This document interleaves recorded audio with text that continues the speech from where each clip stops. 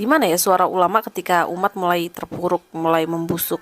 Kita sedang menyaksikan kehancuran umat di depan mata, bukan karena kafir menyerang, tapi karena ulama memilih diam. Ketika korupsi menggila, ekonomi disandra riba, alam dieksploitasi tanpa ampun, rakyat dicekik harga dan ketidakadilan hukum makin brutal, suara ulama tak terdengar, hening. Padahal Islam punya semua solusinya, dan yang paling paham terkait hal ini adalah ulama. Ironis, ulama hari ini lebih suka membahas kait bab tayamum sambil menutup mata atas jeritan kaum papa yang tak bisa beli beras. Mereka sibuk mengurai makna ikhlas tapi abai melihat perut santri dan petani yang dikosongkan sistem ekonomi kapitalis yang zalim. Mereka panjang lebar menjelaskan fadhailul amal tapi tak pernah menyinggung sistem sekuler yang mencampakkan hukum Allah. Ulama diam saat negara dikuasai riba, ulama diam saat SDA dijual ke asing, ulama diam saat hukum hanya tajam ke rakyat kecil. Ulama diam saat moral remaja hancur karena liberalisme. Yang mereka bicarakan hanyalah sabar, sabar, sabar.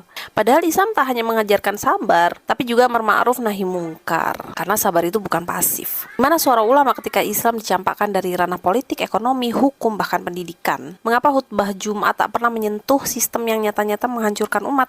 Mengapa mimbar hanya bicara akhlak individual, bukan akhlak negara? Apakah mereka takut atau sudah terlalu nyaman dengan dunia? Ternyata penyakit wahan itu memang nyata ya. Wahai para ulama, jika kalian diam ketika kebenaran diinjak, maka umat akan mencari suara kebenaran di tempat lain, bahkan mungkin pada orang yang tak layak. Jangan heran jika akhirnya umat kehilangan arah, karena kalian tak memberikan arah. Sudah cukup umat ini dininabobokan dengan ceramah motivasi kosong dan menjemukan. Sudah cukup agama dipersempit jadi urusan sajadah saja. Islam itu solusi total, Islam itu ideologi. Dan Anda para ulama seharusnya jadi pembawa obornya. Jika kalian tak bersuara, lalu siapa lagi yang akan membangunkan umat dari tidur panjangnya? Apakah kami orang-orang bodoh ini yang harus terus bicara?